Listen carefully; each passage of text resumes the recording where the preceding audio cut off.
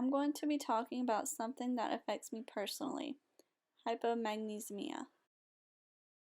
Magnesium is the fourth most abundant extracellular cation and the second most abundant intracellular cation found in the body. Magnesium is also involved in a wide range of functions in the human body. 50% of magnesium is located within the bones, the rest in soft tissues. Only 1% of magnesium is found within the blood. Magnesium plays a part in more than 300 reactions within the body. Magnesium is necessary for helping digest proteins, carbohydrates, and fats.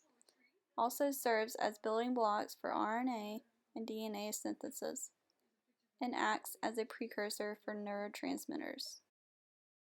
Magnesium also helps maintain a healthy balance of important minerals such as calcium, sodium, and potassium that affects the conduction of nerve impulses, muscle contractions, and heart rhythms.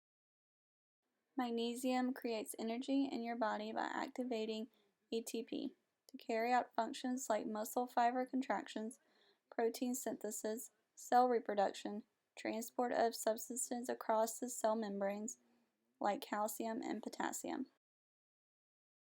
Magnesium is extremely important for your body to function properly. When your body does not get enough magnesium, it can have a profound impact on your body.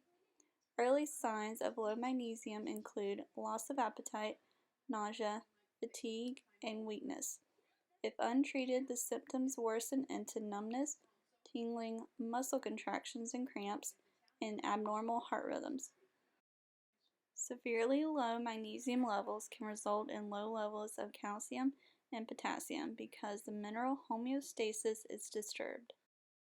Sometimes you may not have any symptoms unless your blood test results show that your magnesium levels are extremely low.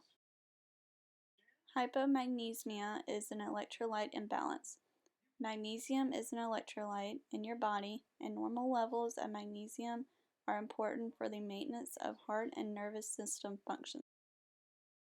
Ideal levels of minerals inside and outside the cells are not equal because minerals serve various purposes inside the body and the cells. To keep cells healthy, the distribution of minerals must be maintained. Low levels of potassium and calcium and high levels of magnesium and sodium occupy the outside of the cell.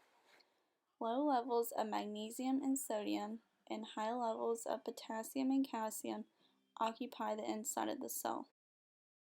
To maintain certain levels of ions inside and outside the cell, cells must actively move ions in and out the cell using special exchange pumps. These exchange pumps helps regulates the electrical action potential inside and outside the cell. Without these exchange pumps, cells would be flooded with calcium and sodium flowing in and magnesium and potassium flowing out. One exchange pump, known as sodium-potassium pump, pumps sodium out of the cell in exchange for potassium, which is activated by magnesium inside the cell. Magnesium deficiency impairs the sodium and potassium pump, allowing potassium to escape from the cell, which can lead to low levels of potassium. Magnesium's role in calcium regulation is crucial in maintaining heart health. Magnesium is a modulator of calcium, competing with calcium for entrance into the cell and keeping many cellular processes balanced. Consuming too much calcium and not enough magnesium, your muscles will go into spasm, and this can have major consequences for your heart. Magnesium is probably the most important nutrient for the human heart.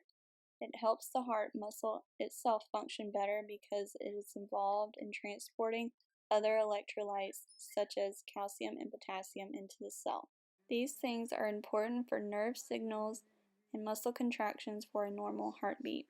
Low levels of magnesium in the blood can result in an abnormal heartbeat. Magnesium plays many important roles in how our body functions, but most people do not consume enough of it. Having low magnesium levels can potentially be life-threatening if untreated.